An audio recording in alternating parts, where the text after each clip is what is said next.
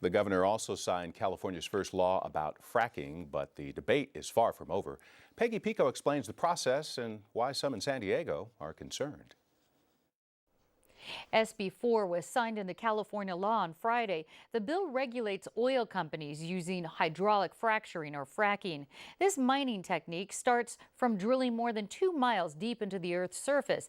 Then a mixture of high-pressure water, sand, and chemicals are forced into layers of shale, fracturing it apart to release trapped oil and natural gas. Oil companies say fracking provides a new source for fuel, but environmentalists say there's concerns about its effect on ground and surface water and possible triggering of earthquakes.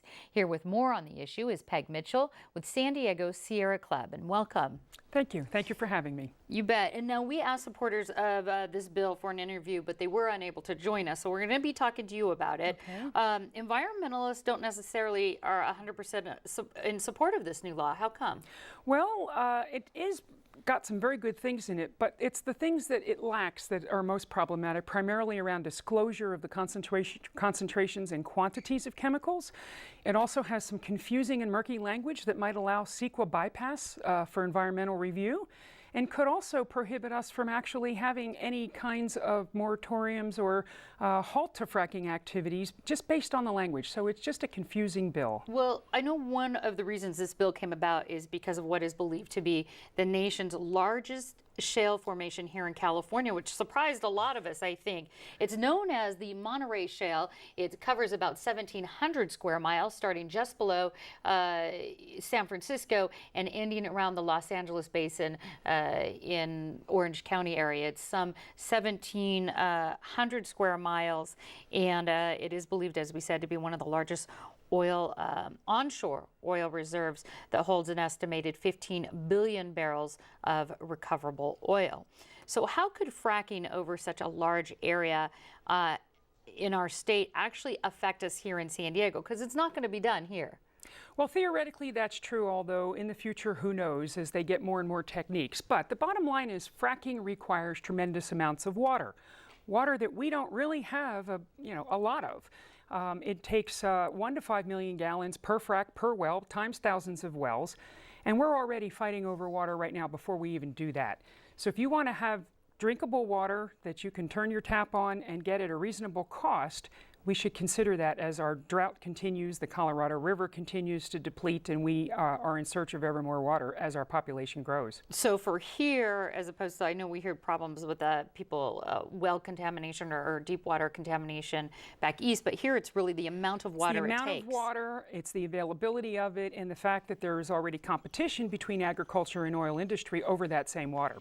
All right, and now this fracking bill, I understand, goes into effect January, and my understanding of it is it requires oil companies to provide a list of chemicals that they are using. They have to get a permit. They have to notify neighbors before drilling, and they have to monitor this ground and air, water and air quality.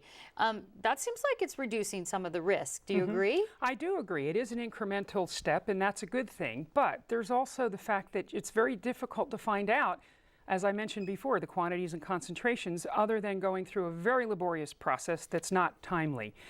It's also problematic from the perspective of just being able to mitigate climate change if we go forward with this. So that does nothing. The bill actually doesn't finally protect the climate, protect the air, and protect people in the way that they have the right to be.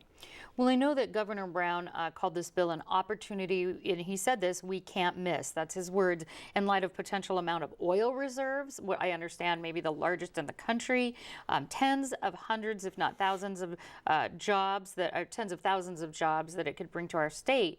So in regards to the jobs and the economy, do you think it's a good thing? No, I don't, because I think we fail often to look at, we get blinded by what we see as an opportunity and forget the opportunity costs.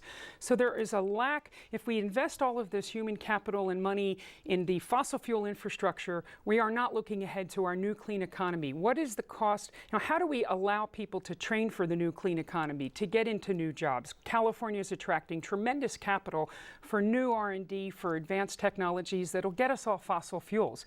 This is only going to divert our attention for some years until it's too late.